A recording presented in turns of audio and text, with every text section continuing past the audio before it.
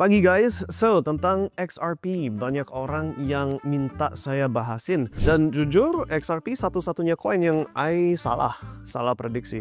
Kenapa? Karena menurut apa yang aku perkirakan XRP harusnya laggard. Laggard itu artinya memang ada kenaikan tapi banding Bitcoin kenaikannya itu nggak seberapa. Kenapa? Karena kalau kamu lihat di siklus-siklus sebelumnya kecuali siklus pertama dia muncul, XRP walaupun ada kenaikan, grafisnya XRP lawan BTC tren long termnya menurun bukan naik gitu loh. Jadi walaupun ada kenaikan di XRP, perkiraan saya untuk apa pegang XRP kalau BTC kenaikannya lebih tinggi daripada XRP. Dan untuk mayoritas siklus ini itu memang berlaku sampai sekitar November atau Desember 2024 di mana XRP tiba-tiba vertikal dan chartnya XRP lawan BTC outperform.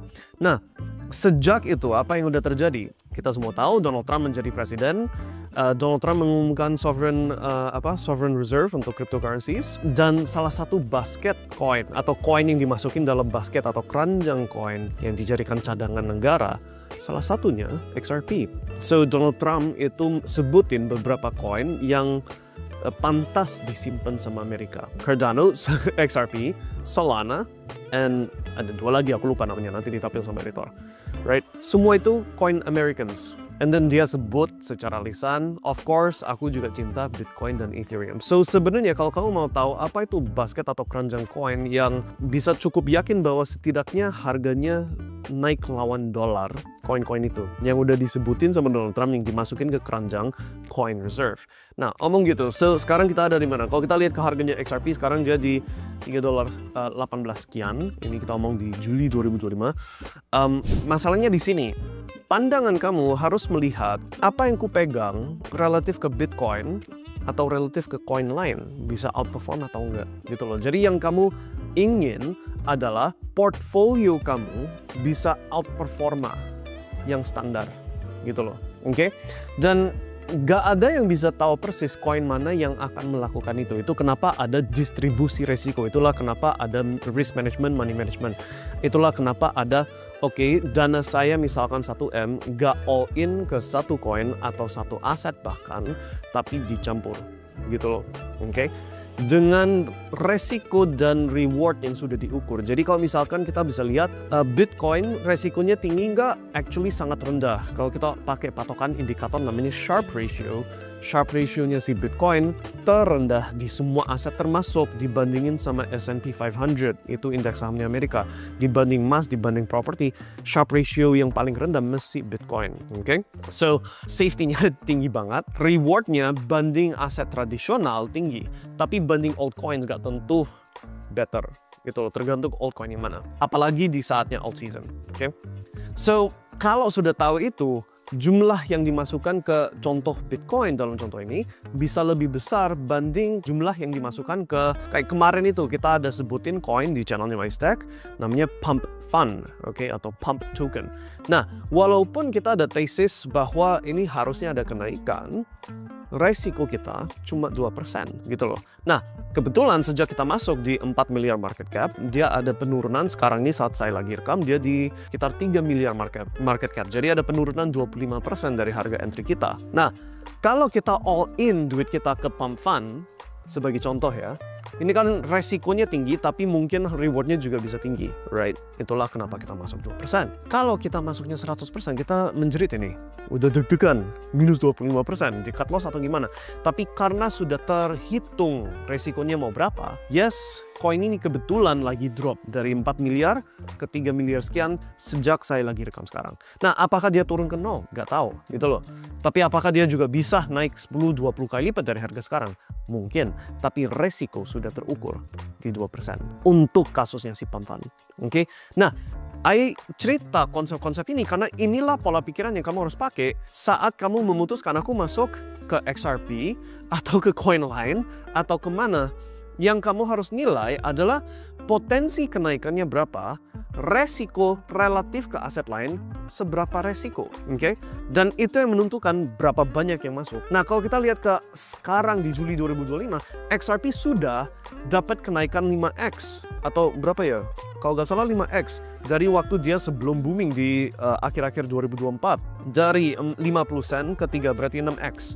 right? So, dia udah ada kenaikan 6x. Secara market cap, dia itu sudah ranking nomor 3 terbesar market capnya. So, Bitcoin, kemudian Ethereum, kemudian XRP. Secara tradisional, XRP itu selalu market cap nomor 3 gitu loh. Dari dulu, dari 2013, 2017, dan 2021 kayaknya dia kalah ke Solana. And then tahun ini dia balik lagi ke coin nomor 3. Okay? Secara long term, karena ada perubahan data, yaitu Donald Trump sudah mengumumkan crypto reserve, XRP sudah masuk satu golongan sama si Solana, sama si Cardano, dan lain-lain. Dan karena sudah ada Genius Act, Clarity Act, hukum-hukum yang bikin bank bisa memunculkan stable coin dan kemungkinan besar bisa pakai jaringan XRP, right? Itu udah berlaku basically, maka long term yes XRP akan makin kuat gitu loh. Tapi apakah outperform Bitcoin? Pertanyaan kedua, nggak tentu. Oke, kuncinya di chart XRP garis miring BTC. Oke, yang kalau kamu lihat secara weekly atau secara monthly, so far grafisnya itu net turun bukan net naik gitu loh. Tapi apakah berubah jadi net naik? Unlikely. Terus terang aja, nggak memungkinkan. Jadi cara main XRP itu justru di titik terendahnya si siklus kripto secara keseluruhan masih better Bitcoin gitu loh. Tapi begitu alt season, atau kalau aku lebih suka panggilnya salt season, karena nggak semua alts naik, cuma beberapa selective coin yang naik. Oke, begitu itu sudah tandanya mau mulai, baru alokasikan beberapa banyak dari Bitcoin yang sudah naik ke XRP supaya dapat, kan dia itu trennya long term turun tapi ada beberapa spike setiap siklus, spike naik gitu ya, biar dapat itu gitu loh. Spike naik itu bisa beberapa kali lipat Bitcoin kamu. Oke, itulah caranya kalau kamu mau ngotot main XRP. Kalau saya pribadi, saya disclaimer full, gak ada sedikit pun XRP di portfolio saya. Itu salah satu coin yang I miss, oke?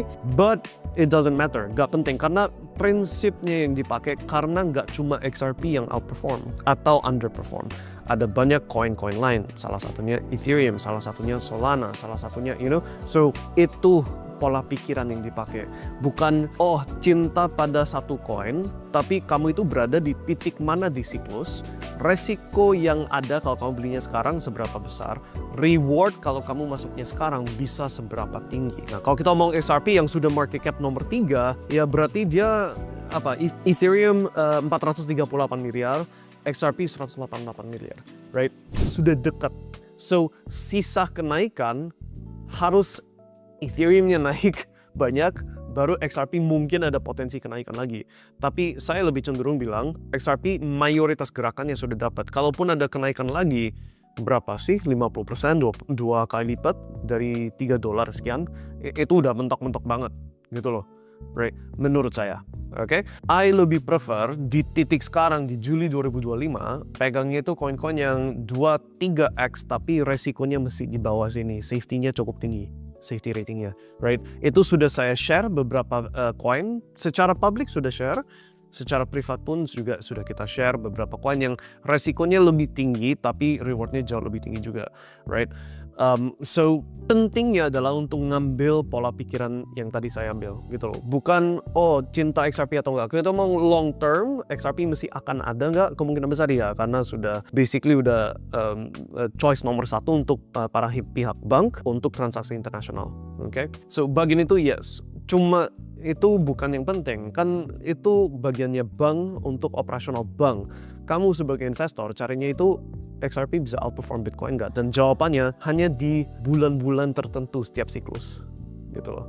Yang mana kalau kita lihat grafisnya sekarang, bulan-bulan itu sudah ada di akhir 2024. Apakah ada ronde kedua di 2025? Nggak tentu. Nggak tentu. Bisa jadi iya, tapi nggak tentu. So itulah kenapa kalau kamu tanya ke saya, well, di sini aku nggak bisa bilang dengerin saya ya, karena buktinya saya miss XRP, oke? But kalau aku pribadi lebih pilih koin-koin lain yang aman, tapi kenaikannya 2-3 kali lipat minimal, oke? That's my choice. Sementara itu dulu untuk video kali ini. Semoga itu kasih pandangan baru dan perspektif baru. Karena yang penting itu pola pikiran itu yang tadi aku jelasin. Bukan soal koin mana yang bagus. Karena koin mana yang bagus berubah jawabannya tergantung kamu di titik mana, di waktu kapan di siklus, dan koin itu sudah gerakan harganya seperti apa. Itu pengaruh jawaban koin mana yang lagi bagus. Oke, sementara itu dulu, sukses selalu and see you next time. Bye.